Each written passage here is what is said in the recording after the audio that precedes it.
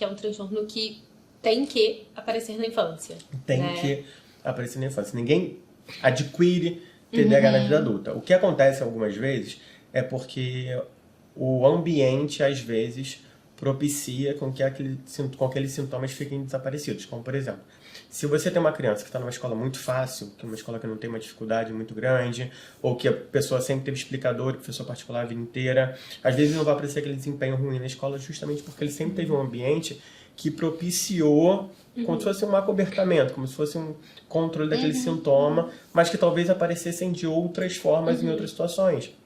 Ou muitas vezes acontece isso nas mulheres e nas meninas. Na prevalência das mulheres, muitas vezes é o sintoma da desatenção. Ele é voltado para a desatenção e não para a hiperatividade.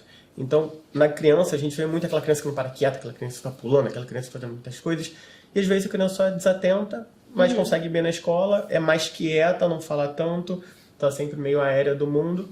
Ah, tudo bem. Essa é uma criança quietinha. Mas não é aquela criança, aquele estereótipo que a gente imagina Do TDAH. Exato, porque a criança não é agitada. Exato. Porque tem muito isso. Do diagnóstico de TDAH tem o predominantemente agitado, hiperativo, predominantemente desatento e o misto combinado. Então, se ela for predominantemente desatenta, nem aparece tanto esses sintomas de hiperatividade. Aparecem menos, aparecem poucos. E aí o que acontece? Não identifica. Mas sempre, na história daquela pessoa, os sintomas aparecem na infância de alguma forma e continuam na vida adulta. Se nunca teve nada na infância, vale a pena entender, vale a pena descobrir, vale a pena entender o que estava acontecendo.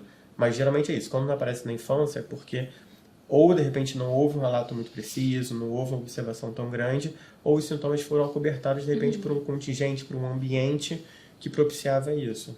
Às vezes até tem sintoma na infância, mas às vezes a gente nem consegue reconhecer isso como sintoma, Exato, né? perfeito. Então, às vezes aquela criança não foi corretamente diagnosticada. E aí isso às vezes aparece lá na vida adulta, né? Porque acaba que esses sintomas vão trazendo prejuízo, e aí a partir do prejuízo é que você consegue, né, fazer um bom diagnóstico. Até porque é isso, antigamente era vários diagnósticos de transtorno mental era chamado de frescura. Então, hoje em dia, você está diagnosticando muito adulto com TDAH, e vem um pouco isso, né, aquela mania do diagnóstico, sabe? Tem muito adulto apresentando TDAH, mas eles já tinham os sintomas da infância, mas que de repente era resolvido com chinelada, era aquele tipo de punição, aquela coisa de punir, de controlar, ou só é preguiçoso, mau aluno, etc., e não tinha diagnóstico.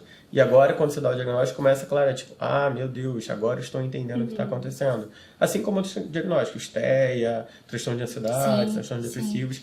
Então, isso aparece mais hoje em dia por conta disso. Não é que não aparecia, mas era justamente isso. Às vezes a gente dava outro nome. Sim. Eu acho que dava outro nome, mas eu acho que tinha um estigma, né? E aí, o quanto... Não sei como é que é no seu consultório, o que aparece pra você, mas o quanto que às vezes esse paciente, quando ele chega, ele vem com aquela crença muito, muito enraizada de uma incompetência, um fracasso, né? Aquela coisa de ser estranho, né? Esquisito, diferente, né? Do grupo, de não se sentir pertencente, porque eu acho que tem uma coisa que é muito difícil, as crianças, por exemplo, muito difícil para uma criança que tem déficit de atenção, que é a relação com as outras crianças, né? Porque às vezes é uma criança que não consegue nem brincar, que não consegue nem se enturmar, né? Porque tem ali a desatenção e a hiperatividade que dificulta mesmo a relação. E aí fica aquele sentimento, né, de não pertencimento, né? Tem alguma coisa de exclusão, tem alguma coisa errada em mim, né? Que é estranha, enfim, que faz com que eu não seja gostada, que eu não me sinta inserida e tudo mais. E aí eu acho que fica, né, assim, bem enraizado esses sentimentos. Porque é uma coisa que a gente esquece muito, que no TDAH, a maior parte das pessoas com TDAH, existe uma desregulação do humor também muito grande. Por quê? Se a gente pegar a neurofisiologia do TDAH e etc., existe uma menor ativação do córtex pré-frontal. Por isso não existe tanto controle inibitório, por isso que é mais propenso ao uso de drogas, a vícios, etc. Então existe também essa ativação do sistema límbico e menor ativação do córtex pré-frontal que faz esse controle inibitório. Então muitas vezes existe uma desregulação do humor que ele não é compreendido. Por quê? Mas na verdade ele não foi adaptado a isso, tem uma coisa neurofisiológica acontecendo e muitas vezes a criança não tem mecanismo, não tem estruturas para conseguir lidar com isso. Na vida adulta a gente também não aprende isso muitas vezes. Então é isso que a gente vê no consultório muitas vezes. Aprender a lidar com desregulação emocional, aprender a lidar com controle das emoções, controle funcional, para conseguir aos poucos fazer isso. Mas muitas vezes vem esse sentimento de exclusão. Tipo, eu não me encaixo aqui, eu sou diferente, ou eu sou burro. Essa é uma das maiores crenças que aparecem. Sou preguiçoso, sou procrastinador.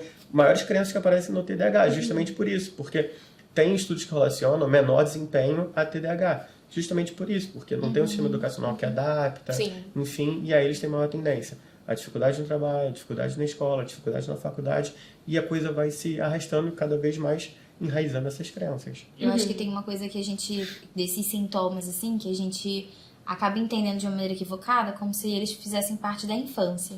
E aí eu sinto que quando a gente vai crescendo, que eu acho que a vida adulta vai exigindo do paciente organização, planejamento, de fato interação, né, no ambiente de trabalho, por exemplo, e aí a gente vai tendo, acho que, mais dificuldades, e aí essas dificuldades vão aparecendo, e aí esse também é o momento que o paciente às vezes busca atendimento. Né?